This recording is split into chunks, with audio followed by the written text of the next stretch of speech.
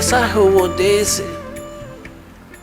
कहते हैं अनल हक कहता चला मंसूर फांसी परवेश, जाके ऊपर ऐसी बीती कैसा होगा वो देश।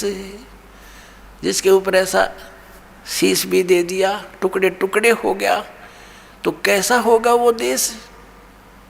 उसके विषय बता है गीता ज्ञानदाता कहता 18वें अध्याय के 62वें श्लोक में कि अर्जुन तू सर्वभाव से उस परमेश्वर की शरण में जा, उस परमेश्वर की कृपा से ही तू परम शांति को और सनातन परम धाम को प्राप्त होगा।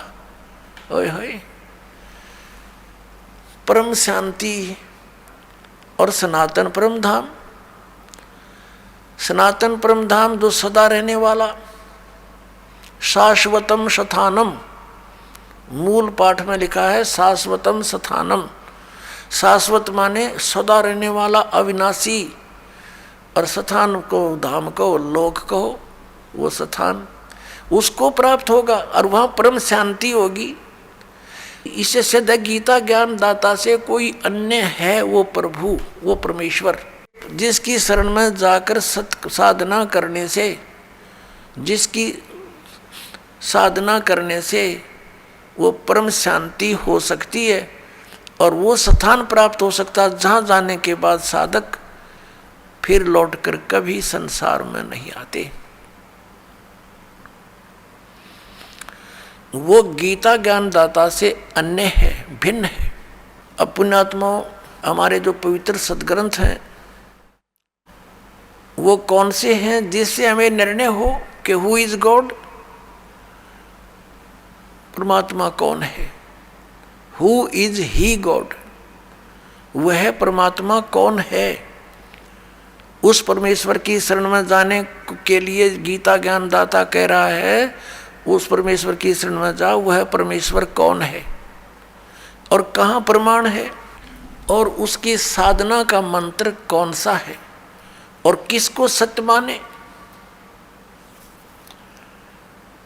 श्रीमद् भगवत गीता अध्याय नंबर 16 के श्लोक नंबर 23 और 24 में कहा है, अर्जुन जो शास्त्र विधि को त्याग कर मनमाना आचरण करते हैं उनको न तो सुख हो, न उनकी गति हो और न ही उनको कोई सिद्धि प्राप्त हो सकती, अर्थात यूजलेस, व्यर्थ।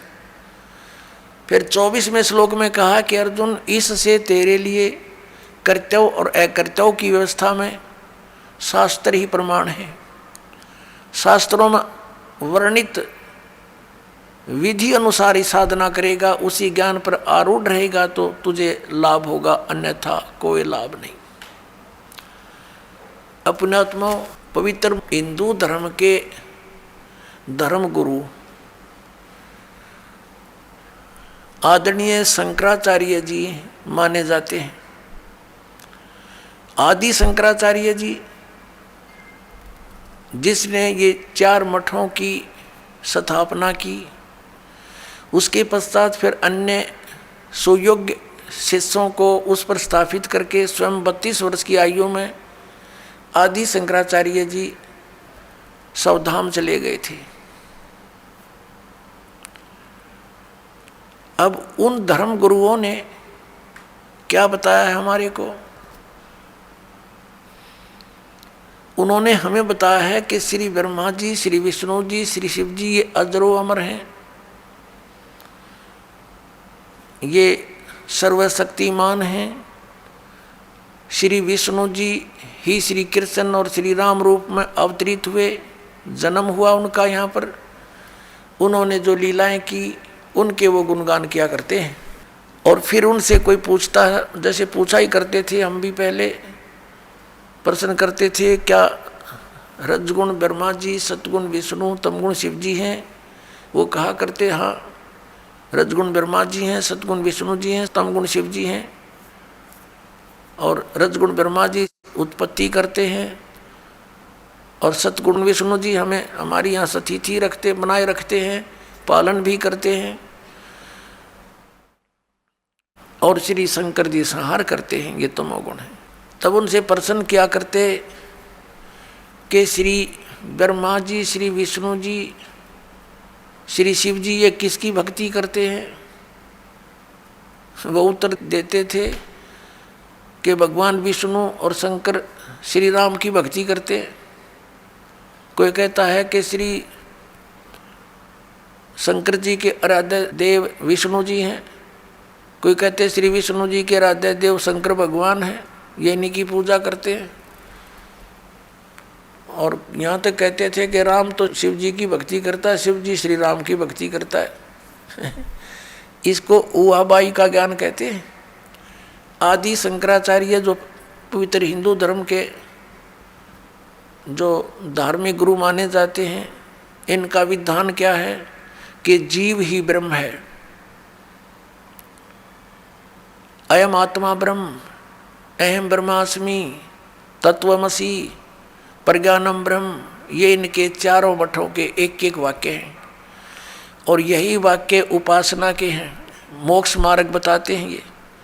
और ये भी कहते हैं कि ये चारों वाक्य उपनिषदों से लिए गए हैं। और फिर इनसे प्रश्न किया करते थे कि क्या वेदों वाला ज्ञान ही श्रीमद् भगवत गीता में है संक्षेप में? हाँ, ये स्वयं ही बताते थे कि चारों वेदों ऋग्वेद, यजुर्वेद, सामवेद, अथर्ववेद का संक्षेप में ज्ञान है श्रीमद् भगवत गीता, जो भगवान श्री कृष्ण ने बोला, इनका कहना था। और फिर इनसे प्रश्न किया करते थे कि श्री मद् भगवत गीता के अंदर जो वर्णित विधि है, हमें मोक्ष मार्ग बताइए। तो ये क्या बताया करते, गीता जी का पाठ करो नित्य, मोक्ष मार्ग बताते हैं ये, गीता जी का पाठ करो नित्य, एक अध्याय जितना भी कर सकते हो तुम्हारा मोक्ष हो जाएगा। फिर क्या कहा करते थे, हरे राम हरे कृष्ण, हरे राम राम राम हरे हरे, ये मंत्र जाप करो। इन्होंने कैसा विभाजन कर रखा है कि ओम नाम का जाप तो सन्यासी करते हैं, और अन्य के लिए अन्य नमः शिवाय, ओम नमः शिवाय, किसी के लिए हरे राम राम हरे हरे, कृष्ण कृष्ण हरे हरे, ये मोक्ष कर देगा। पुण्यात्माओं, एक तरफ तो इन शंकराचार्यों जी का मानना है कि जीव ही ब्रह्म है, और दूसरी तरफ ये कहते हैं श्री कृष्ण भगवान स्वयं, कृष्ण श्री कृष्ण भगवान है स्वयं, श्री राम भगवान स्वयं। और फिर उदाहरण देते हैं कि एक समय जिस समय द्रौपदी का चीर हरण हो रहा था, तो भगवान ने द्वारका से दौड़कर आकर उसकी लाज रखी। फिर उदाहरण देते हैं कि जैसे एक बार गज और ग्रहा यानी मगरमच्छ लड़ रहे थे, गज ने भगवान को पुकारा, भगवान नंगे पैरों दौड़ के आया, उसकी रक्षा की। और फिर ये भी उदाहरण देते हैं, ये बोले समाज को, अपने अनुयायियों को कहते हैं कि भगवान कैसे दयालु हैं कि श्री रावण को अंगद भी मार सकता था, हनुमान भी मार सकता था, लेकिन वो अपने हाथों से मारकर उनका उद्धार करना चाहते थे, उनको परम गति देना चाहते थे। ऐसे ही कंस को भी अपने हाथों से मारकर उसको परम गति दी, क्योंकि भगवान के हाथों से मरने से परम गति हो जाती है। अपुण्यात्माओं, ये कोई बात हो इनकी, ये कोई ज्ञान है, कोई आधार है इनके ज्ञान का? एक तरफ तो कह रहे हैं जीव ही ब्रह्म है, तुम ब्रह्म, तुम स्वयं ही परमात्मा है। जैसे एक उदाहरण देते हैं, ये इनके इतिहास को दास ने पढ़ा, इनके सदग्रंथों को देखा, उदाहरण दे रखा है कि एक व्यक्ति, एक शिष्य गया गुरुजी के पास कि मैं किस देव की, किस भगवान की उपासना करूं, मुझे उसका ज्ञान कराइए।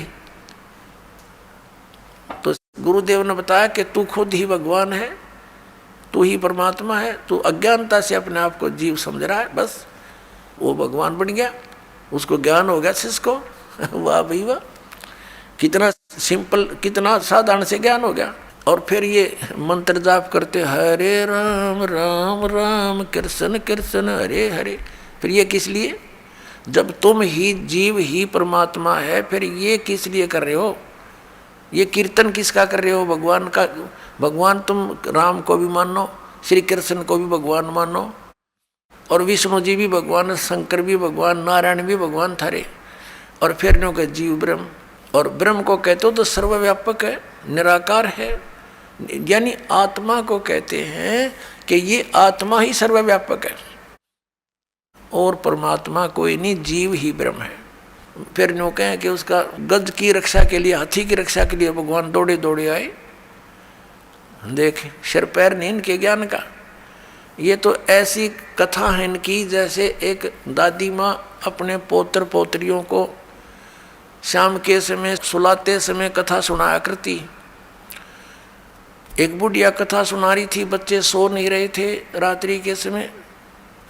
कह रही थी, बेटा एक मकान पर एक भूतनी बैठी थी, प्रेतनी, लंबे लंबे दांत थे, मोटी मोटी आंखें थी और पीछे से पैर मुड़े हुए थे, उसके घुटनों से पीछे ऐसे बैठी थी, उसके पैर काम नहीं करते, मुड़े हुए थे।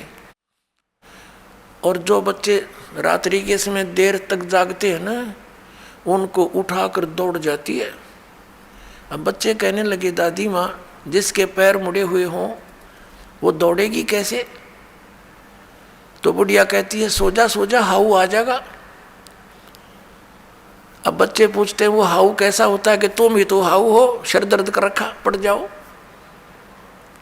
इनका तो यो ज्ञान है इन शंकराचार्यों का, और कितने देश को भ्रमित करे बैठे आज का।